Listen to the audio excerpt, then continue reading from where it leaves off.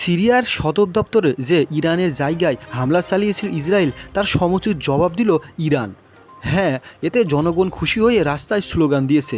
এদিকে Russia Ukraine যুদ্ধে ইউক্রেনের প্রেসিডেন্ট ভ্লাদিমির জেলেনস্কি বলেছে যে তারা মিসাইল সংকটে আছে। হ্যাঁ, এটা একেবারেই আনন্দিত খবর নয় তার জন্য, কিন্তু বর্তমানে তার যে মিত্ররা তার সাথে চরম বিশ্বাসঘাতকতা করছে এবং তাকে অস্ত্র সহায়তা দেওয়া বন্ধ করে দিয়েছে। অনেকের আছে যে অস্ত্র সহায়তা দেওয়া বিরোধিতা করছে। এতে চরম ক্ষেপেছে ভ্লাদিমির জেলেনস্কি। তিনি বলেছেন যে ইসরায়েলকে যেভাবে নিরাপত্তা দেওয়া হচ্ছে এবং অস্ত্রশস্ত্র দিয়ে সহযোগিতা করা হচ্ছে ইউক্রেনের ক্ষেত্রে তা সম্পূর্ণ তার বিপরীত এবং ইউক্রেন থেকে তারা মুখ ফিরিয়ে নিচ্ছে।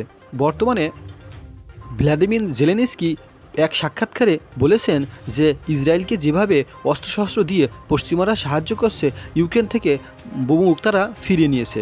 আর এদিকে রাশিয়া তার যে আক্রমণ সেটা অব্যাহত রেখেছে। চরম বিপাকে পড়তে যাচ্ছে এই ইউক্রেনের প্রেসিডেন্ট এবং তার সেনাবাহিনী। তার যে মিসাইল সিস্টেম সেটা নেই বললেই চলে এবং তাদের যে আকাশ প্রতিরক্ষা ব্যবস্থা সেটাও নেই। আর এদিকে লাগাতার হামলা চালিয়ে একেবারে ইউক্রেনকে তছনছ করে দিচ্ছে রাশিয়ান সেনাবাহিনী।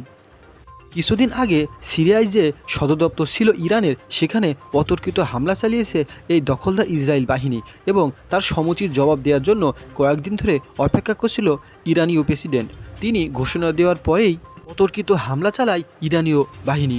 একেবারেই তাদেরকে ধূলিসাৎ করে দেওয়ার পরিকল্পনা না থাকলেও আপাতত তাদেরকে কড়া হুঁশিয়ারি দিয়েছে এবং তাদেরকে শায়েস্তা করার জন্য মনোনিবেশন করেছে।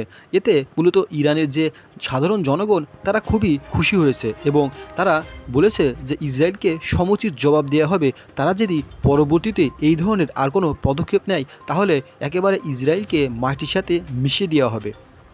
এদিকে যুক্তরাষ্ট্র নড়েচড়ে বসেছে যেন এই যুদ্ধ পুরো সমস্ত যে আরব কন্টিনেন্টাল আছে সেখানে যেন, অর্থাৎ মধ্যপ্রাচ্য আছে সেখানে যেন ছড়িয়ে না যায়।